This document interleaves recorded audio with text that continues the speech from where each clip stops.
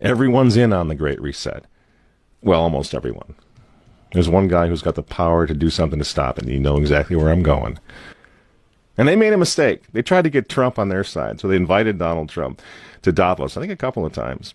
But in January, when Donald Trump, I think, really began to see the beast that he was up against, he went to Davos, to the World Economic Forum, and he stuck a mega finger in their eye. We're committed to conserving the majesty of God's creation and the natural beauty of our world.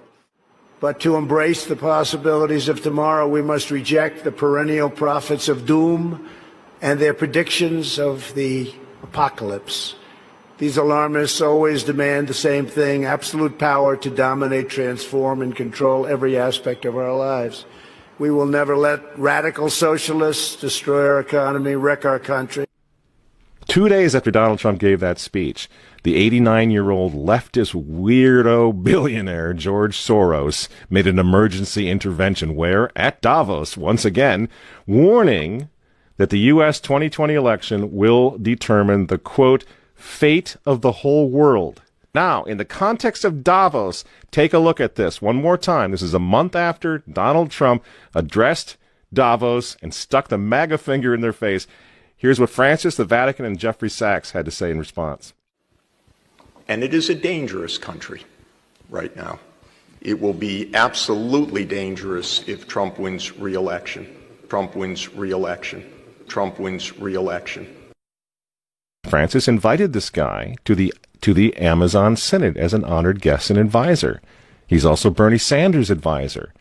What's he doing in the Vatican? Why is this guy who's a promoter for socialist, out and out socialist, Bernie Sanders, what's he doing advising the Pope? Why does he have entree to the Vatican, friends? Sachs supports abortion and contraception, but that's not a problem for the Vatican. For the Vatican, for Pope Francis, and for his friends at the UN, Donald Trump is the problem, obviously, friends. Clearly, I consider the Trump administration a danger to the world, but I regard it as a purely temporary phenomenon that will disappear in 2020. Do you get it? Do you see why there's so much hate for Trump? Because with all of his faults, again, he's the capitalist. He's not the globalist. He never will be one of them, which is why he pulled the United States out of the Paris Climate Agreement.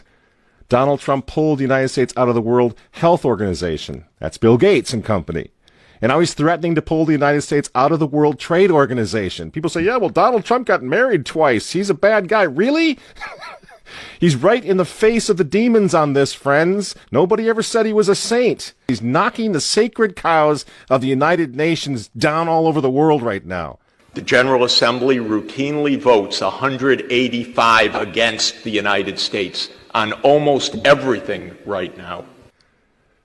And you remember, speaking of the United Nations, in November of 2019, again, right before COVID landed, Trump went to the UN, on the floor of the General Assembly, and he declared war on globalism. Wise leaders always put the good of their own people and their own country first. The future does not belong to globalists. The future belongs to patriots. And shortly after the speech at the UN, Donald Trump delivered, what do you think happened? The coronavirus was unleashed on the world, and Trump's booming U.S. economy went on life support. Do you think that was an accident? So when they tell all of us to stay home, wear your mask so grandma doesn't get sick, please understand what's really going on here. They don't care about your grandmother. They don't care about old people, these people. They don't care about babies. They want them aborted so that they can save the common home. Abort babies, millions of them all over the world. They don't care about babies. They don't care about old people. In fact, if you want to save your grandma, tell the globalists to stay the hell away from her. You remember how some of them, like Cuomo and characters like this, were running COVID recovering patients through nursing homes? That's how much they care about grandma. And the name of the game now is to bring the United States economy to its knees, get it out of the way, so that everyone will want the Great Reset.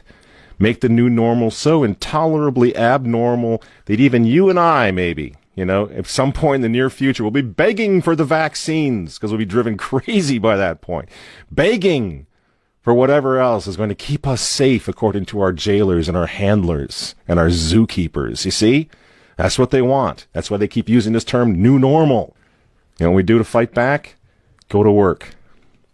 Go back to school. If you're healthy, take off the mask. And for heaven's sake, go back to church and pray that Trump wins in November. That's what the reset was. That's what the Russia hoax was all about. That's what the impeachment hoax was all about. Don't you see? For 4 years, I've been trying to stop this man because if he strengthens America, if he makes it great again, if he brings the economy back again, the reset won't happen.